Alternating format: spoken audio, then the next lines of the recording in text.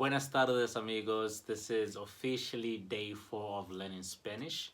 It's been a long time, I know, but wallahi, I haven't been learning Spanish, guys. This whole load shading, it's messing up my schedule, right? But today is actually officially day 4 and day 5, right? But I'm gonna make a video, a separate video for day 5. Right, but anyway, yeah, I learned Spanish this past 2 days, making that day 4 and day 5. So this is basically just an update on what I learned on day 4. Right now, in day 4, I focused on subject pronouns because the plan is on day 7. I'm gonna try and just introduce myself in Spanish, which is obviously the basic stuff that some of you guys will know, but it's gonna be in Spanish. So obviously I needed to know the subject pronouns. So the subject pronouns that I learned, the subject pronouns that I learned in Spanish, they were kind of different from the ones that I know in Portuguese, right? Which was a new thing. So the word for I in Spanish is yo, which was most definitely different from eu in Portuguese, right? So that's something new, cause when I'm learning Spanish, this past 3 days of learning Spanish officially, everything that I learned in those days was pretty much the same as in Portuguese, just different pronunciations. But the subject pronouns was something completely different from the Portuguese that I already know.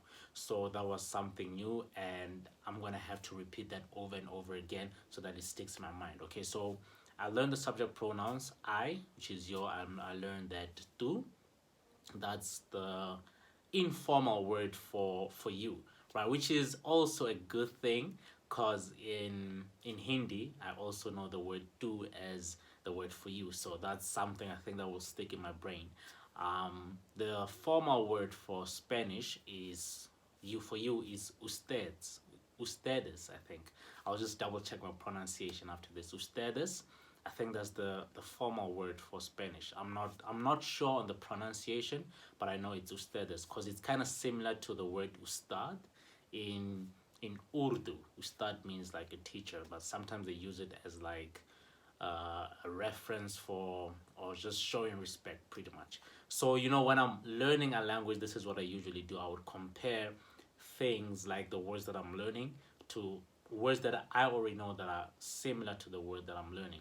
It's kind of, it makes it easier for my brain to just remember it, right? So yeah, that was I and you in Spanish. So the words for he, man, that was different. The word for he in Spanish is el, which is different to what I know in Portuguese, because in Portuguese it's eli, right?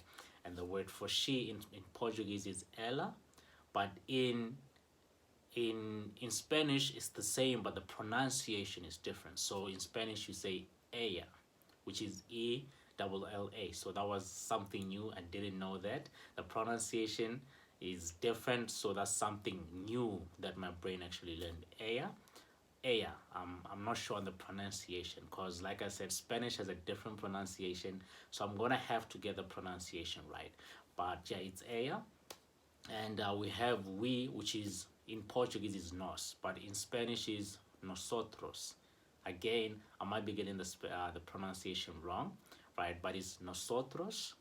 Yeah, that's the word, nosotros. But in Spanish, the amazing thing is in Spanish it actually has the feminine and the masculine, right? Nosotros and nosotras. So nosotros is basically when you're addressing a group of men, we, which is just man. But if it's or mixed, men or mixed. But when you say nosotras, it's basically just we, as in females only, right? Yeah, that was we, Spanish. What else? What else did I learn? There's something that I know that I learned. Okay, yes, this is what I learned. So apparently, when it comes to Spanish, right, you have